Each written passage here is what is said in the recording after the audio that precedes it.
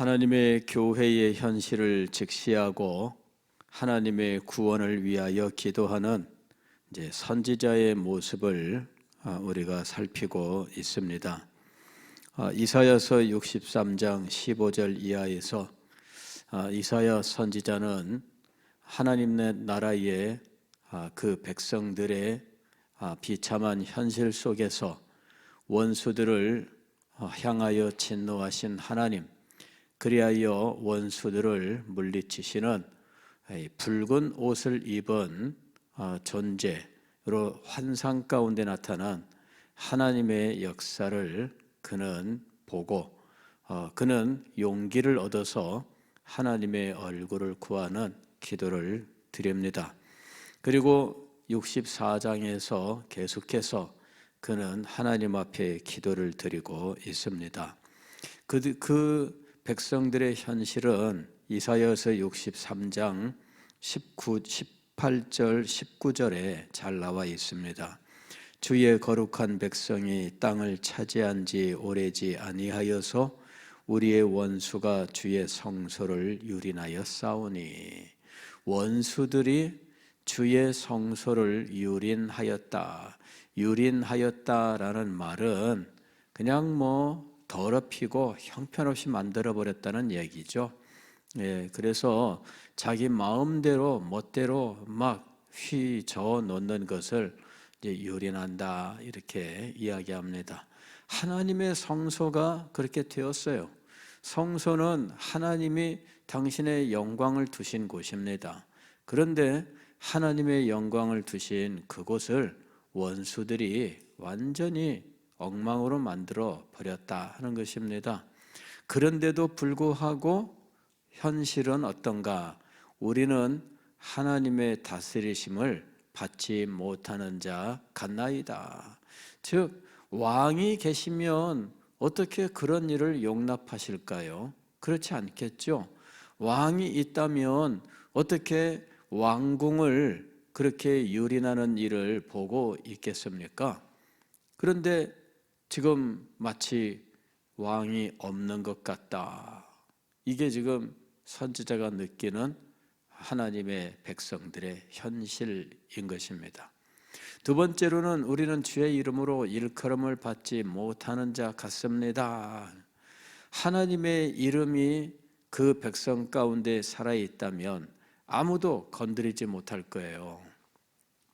이런 거 있지 않겠습니까? 이 조폭 영화 같은 데 보면은 그런 장면 나와요. 우리 형님이 누군지 알아. 형님의 이름을 대면은 다 꼼짝 못하는 거 있죠. 그런데 형님의 이름을 들어보지 못한 사람은 뭐라 그래요? 그까지 이름이 뭔데? 하고선 그러는 거죠. 그러나 옆에 있던 사람들이 말립니다. 야, 형님의 이름이야. 예. 이름이 대단한 거죠. 누구의 이름을 지금 의지하고 있는가? 하나님의 백성들은 하나님의 이름을 의지하는 존재입니다. 그런데 그 이름으로 일컬음을 받지 못하는 자 같습니다. 이것이 그 백성들의 현실입니다. 그러하오나 하나님, 저는 계속해서 기도드립니다 하면서 이사야서 64장 1절에서 계속 기도를 하고 있는 겁니다. 원하건대라는 기도로 시작합니다. 원하건대, 주님 간절히 원합니다 이거죠. 간절히 원합니다. 그가 하나님 앞에 간절히 기도하는 기도의 내용은 무엇인가? 하나님의 강림입니다. 하나님의 강림. 주는 하늘을 가르고 강림하시고 그랬습니다. 하늘을 가르고 강림하시는 하나님의 영광의 임재, 바로 이것은 출애굽 때에 일어났던 일입니다. 이스라엘 백성들이 출애굽을 하고 홍해를 건너고 광야를 지나 시내산에 도착했는데 그 시내산에서 일어난 일이 바로 이 일입니다. 출애굽기 19장을 보게 되면 시내산에 구름이 빽빽하게 되어 있고, 그리고 그 구름 가운데에서 하나님께서 불로 임하시는 거예요. 불 가운데 강림하심이라 이렇게 얘기하고 있어요. 출애굽기 19장 18절 말씀을 보면은 여호와께서 불 가운데에서 거기 강림하심이라. 빽빽한 구름은 하나님의 영광을 상징하고 있는 것입니다. 불기둥과 구름기둥으로 이 백성을 인도하신 하나님, 하나님의 영광이 그 백성과 함께 했던 것입니다. 하나님의 영광이 이 백성들을 인도했어요. 하나님의 영광의 구름이 앞서가면 백성들은 그 뒤를 따라갔고, 하늘에 태양빛이 내리쬐어 고통스러울 때에는 이 하나님의 영광의 구름이 햇볕을 가려서 그들이 이 햇볕에 너무 고통스럽지 않도록 보호하셨던 거죠. 밤에는 빨갛게 빛나는 불기둥이 되어서 밤의 그 추위 가운데에서도 이 백성들을 따뜻하게 지켜주셨던 겁니다. 그런데 시내산에서 그 하나님께서 영광과 권능으로 임재하고 계시는 겁니다. 빽빽한 구름 가운데 찬동과 번개가 치는데 하나님께서는 불 가운데 강림하시는 거예요. 모든 백성들이 다 두려워 떨고, 그리고는 모세에게 요청하는데 하나님께서 말씀하시지 말고 당신이 말씀을 해주세요. 왜? 하나님이 말씀하시면 너무나 무서워서 우리가 죽을 것 같습니다. 여러분, 하나님의 강림은 얼마나 영광스러운 일인지, 얼마나 권세가 충만한 일인지 그 앞에서 어느 누구도 감히 서 있지 못합니다. 모두 다 정신이 나가고 몸이 무너져 내리는 거예요. 하나님의 영광을 대면하게 되면 하나님께서 그 가운데 임재하실 때 그 앞에 견딜 존재는 이 세상에 아무도 없습니다. 저는 그 예수님께서 변화산 위에서 용모가 변화가 되셨는데 베드로와 야고보와 요한이 예수님을 모셨잖아요. 근데 그 예수님과 함께 있는 모세와 엘리야, 이 장면을 보고 베드로가 이렇게 이야기합니다. 주여, 우리가 초막 셋을 짓고 여기서 있으면 좋겠습니다.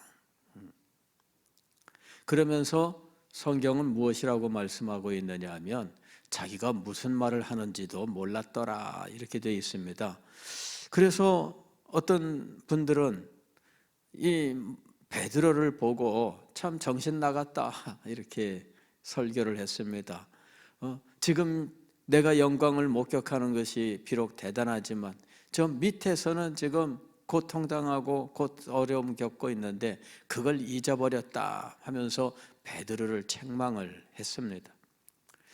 저도 처음에는 베드로를 책망하는 일에 저도 동의를 했습니다. 야, 베드로는 참 성급한데 그 성급함이 뭐 어딜 가나 늘 이 모습 그대로구나. 세월이 흐르고 제가 하나님의 영광에 대해 깨닫게 된 이후에 베드로에 대하여 가졌던 생각을 버렸습니다. 왜냐하면 저라도 그 상황에 있었으면 베드로보다 더했을 것이다. 왜? 하나님의 영광을 목격한 거잖아요. 하나님의 영광을 목격했는데 멀쩡한 사람이 어디 있습니까? 하나님의 영광을 목도했는데 그 앞에서 웃고 떠들고 멀쩡할 수 있는 사람이 어디 있겠어요? 베드로가 그나마 초막을 짓고 모시고 싶습니다 라고 말씀드린 것은 참 대견스러운 거예요. 그런 와중에도 그는 주님을 모시고 싶은 마음이 있었던 거죠. 주님께 대한 베드로의 마음은 진실입니다. 여러분, 하나님의 영광이 불로 임한다. 이것이 압도적인 능력으로 임했던 사건이 시내산에서 구름이 빽빽한 가운데 하나님이 불 가운데 강림하신 일이에요. 그래서 그 이스라엘 백성들이 하나님의 친백성이 되는 언약식을 거행하게 된 겁니다. 하나님의 영광의 임재 앞에서 아무도 그 앞에 나아갈 수 없는데 모세가 하나님의 부르심을 받고 시종 여호수아가 그 뒤를 따라 산으로 올라가는 거예요. 사람들은 무서워서 감히 그 앞에 나설 수 없습니다. 그런데 이방 백성들은 오죽할까 하는 것입니다. 이방 백성들은 하나님의 영광의 불 앞에서 그들은 불타오르고 멸망할 수밖에 없는 겁니다. 그 두려움, 그 무서움, 그것이 얼마나 대단하겠습니까? 2절 말씀을 보면은 불이 섭을 사르며 불이 물을 끓임 같게 하사, 완전히 불태우고 펄펄 끓는 물로 뒤집어 버리는 이러한 일과 같은 겁니다. 주의 원수들이 주의 이름을 알게 하시며 이방 나라들로 주 앞에서 떨게 하옵소서. 하나님의 영광으로 강림하시는 것은 하나님의 존재를 증명하고 하나님의 권세를 증명하는 일입니다. 그리고 하나님을 사모하고 하나님을 섬기던 그 백성들이 옳다 하는 사실을 증명해 주는 일입니다. 우리가 하나님을 믿고 섬기고 정말 주의 뜻을 따라 살려고 애를 쓰고 노력을 합니다. 그런데 그 모든 일들이 헛것이 아니었다라는 사실을, 그것이 참되고 바르다라고 하는 사실을 누가 증명을 해줄까요? 하나님께서 증명해 주시는 겁니다. 하나님께서 강림하실 때 이 모든 일에 대한 증명을 해 주실 것입니다. 주님을 섬기느라 헌신하고 희생했던 우리들의 삶을 누가 모두 옳다고 잘했다고 증명을 해 주실까요? 하나님께서 해 주시는 거예요. 하나님께서 강림하실 때 이 모든 일들에 대하여 너희가 잘했다, 너희가 옳다, 그것을 하나님께서 인치시는 겁니다. 세상 사람들이 손깍질했습니다. 세상 사람들이 비웃었습니다. 세상 사람들이 쟤네들은 헛것을 가지고 저렇게 난리를 친다고 침뱉고 경멸했습니다. 그러나 하나님께서 영광으로 강림하신다면 하나님의 백성들을 비난하고 손가락질하고 비웃었던 모든 사람들, 그를 향하여 침뱉었던 모든 사람들은 부끄러울 것이고 두려울 것이며, 그리고 그들은 하나님의 심판을 받게 될 것입니다. 로이드 존슨 목사님은 불이 섭을 사람같이 하늘을 가르고 강림하시는 이 하나님의 영광의 불길을 부흥으로 이야기를 하고 있습니다. 선지자는 지금 부흥을 위하여 기도하고 있다. 하나님의 불이 내리고 그 불로 불태워버리는 놀라운 역사는 하나님의 교회를 살리시는 부흥의 역사다. 그러므로 선지자가 부흥을 위하여 간절히 기도함처럼 우리들도 하나님께서 불로 임하시기를 위하여 기도해야 된다. 구약 성경을 보면은 하나님께서 불로 자기 백성에게 당신의 영광과 권능을 나타내신 사건들이 여러 개가 등장을 하고 있습니다. 출애굽 때 시내산에서 하나님이 불 가운데 강림하신 것 외에 그 후에도 하나님께서 불로 역사하셨던 사실들이 6번이나 더 등장을 하고 있습니다. 레위기서 9장 24절 말씀 보면 하나님께 첫 제사를 드리는데 제사장을 아론을 대제사장으로 세우고 아론의 두 아들을 제사장으로 세우면서 이제 하나님 앞에 제물을 드리는데 그때 이 불은 어디서 왔는가? 하나님께로부터 온 거예요. 근데 이 불로 하나님 앞에 드리지 않고 다른 불로 드리다가 심판을 받잖아요. 왜? 하나님의 불로 하나님 앞에 드려야 되는 거였어요. 그런데 레위기서 9장 24절 보면은 드디어 제사장이 세워지고 하나님 앞에 첫 제사를 드리는데 그때 불이 여호와 앞에서 나와 하나님 앞에 드린 제물을 불살랐다. 모든 백성들이 그 광경을 보고 어떻게 되었을까요? 사람이 불을 붙인 것이 아니라 하나님께로부터 불이 와서 이 제물을 불태운 거예요. 그 광경 앞에서 두려워 떨지 않을 존재가 누구 있겠습니까? 모두 주님 앞에 무릎을 꿇고 엎드리고 정말 하나님의 영광과 그 권세 앞에 복종할 수밖에 없더라 하는 것입니다. 하나님은 불로서 당신을 증명하시는 일을 행해 오셨던 겁니다. 사사기서 6장 21절 보면 기드온이 여호와의 사자를 만났을 때 그때 여호와의 사자가 내가 여호와께 은총을 입었다 큰 용사여 라고 이야기를 했을 때 기드온이 도무지 믿어지지 않아요. 그래서 그 사자에게 제가 잠깐만 기다리시면 제물을 준비해 드리겠습니다. 고기와 국물을 가지고 왔는데 여호와의 사자가 이 바위에 고기를 올려놓고 국물을 부어라 그랬더니 불이 확 일어나면서 이거를 태웠어요.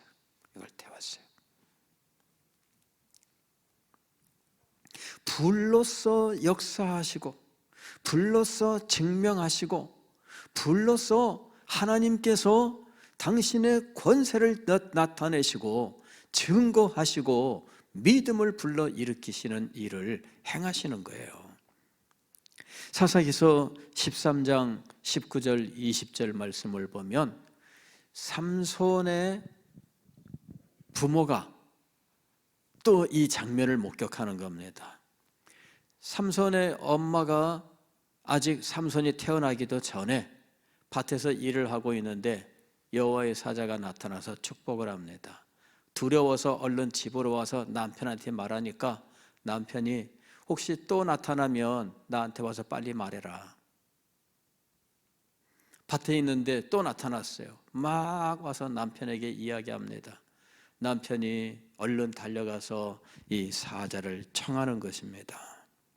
그 다음에 제물을 드리는데 불이 내려서 이 제물을 다 태워 올리는 거죠.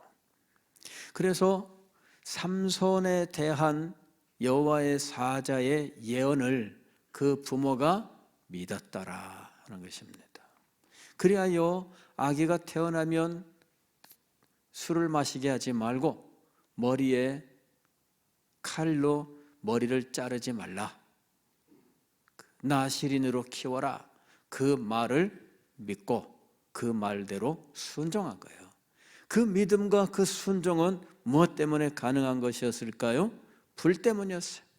불로 이 제물들을 불태워버리는 하나님의 놀라운 역사를 목도한 것이죠. 성경은 불로 역사하시는 이 하나님의 모습에 대해서 말씀을 하고 있어요. 우리가 잘 알고 있는 것은 갈멜산에서 엘리야가 하늘에서 불이 내려 이 제단에 이 제물들을 불태워 올리셔서 기도할 때 하나님께서 불로 응답하셨다. 이거는 뭐 우리가 잘 알고 있어요. 그러나 엘리야뿐만 아니라 불로 역사에 있었던 이와 같은 일들이 그 이외에도 이렇게 여러 차례 있었던 겁니다. 다윗 왕 때에도 그런 일이 있었어요. 다윗 왕이 인구조사를 하고 하나님께서 이것을 미워하셔서 심판하실 때 다윗이 회개하고 하나님 앞에 속죄의 제사를 드려야 되는데 제물을 하나님께서 불태워 버리시는 겁니다. 하늘에서부터 불이 내리면서 불태워다. 솔로몬도 그런 경험을 합니다.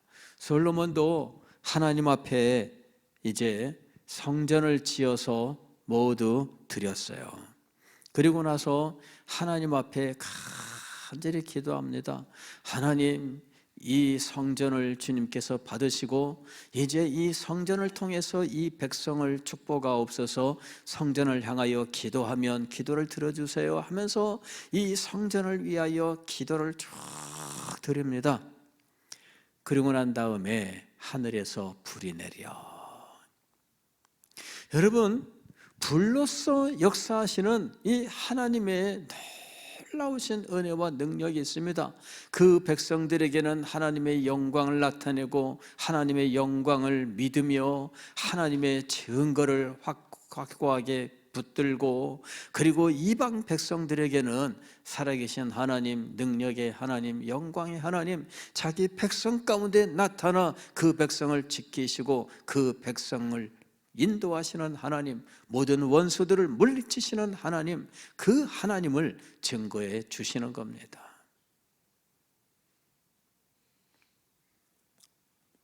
그런 하나님의 역사 때문에 성령이 임하심을 불로 이야기하는 거예요. 사도행전 2장에서 오순절날 성령이 임하시는 장면에서 불이 하늘로부터 각 사람의 머리 위에 불꽃이 임하였다, 이렇게 이야기합니다. 각 사람에게 임한 거예요. 그러니까 지금 성도들이 마가의 다락방에 모여 기도했는데 오순절날 이 천정에서부터 불이 쫙, 불길이 거꾸로 막 지금 내려오는 그런 장면이죠. 통상 장작불을 떼면은 아래에서 위로 불꽃이 막 너울너울 올라올 거 아니에요? 그런데 오순절날 마가의 다락방에서는 천정에서부터 불길이 아래로 확 내려왔는데 그 자리에 있는 사람들의 머리 위로 불꽃들이 하나씩 다 임하여 있던 거예요. 그게 부흥이었습니다. 예수 그리스도의 부활을 목도하였지만 그러나 그들은 아직 밖에 나갈 수 없습니다. 불을 받고 난 다음에 그들은 밖에 나가는 거예요. 성전에 나가서 드디어 말씀을 전하는데, 하나님의 큰 일을 말하는데, 이것이 방언이 되어서 그곳에 수없이 많은 나라의 사람들이 와 있는데 각자 난 곳 방언으로 듣더라, 이렇게 이야기합니다. 불을 받았습니다. 즉 하나님께서 영광으로 그들 가운데 임재하셨습니다. 한 사람 한 사람에게 하나님의 영이 임하였고 역사하였습니다. 그리고 그들은 나가서 하나님의 큰 일을 말하기 시작을 했고, 그 말을 듣는 모든 사람들마다 자기들의 말로 듣게 된 겁니다. 그때에 사도 베드로가 설교를 하였는데, 이것은 이상한 일이 아니라 구약의 요엘서 2장 28절 이하에 하나님이 약속하셨던 불이 내리고 성령이 임하신 이 약속이 오늘 너희들 앞에 이루어진 거다. 하나님의 불, 이것이 이제 교회에 내리셨고, 그리고 교회의 역사 속에서 이와 같이 불이 임하는 일들이 자주 반복되었던 것입니다.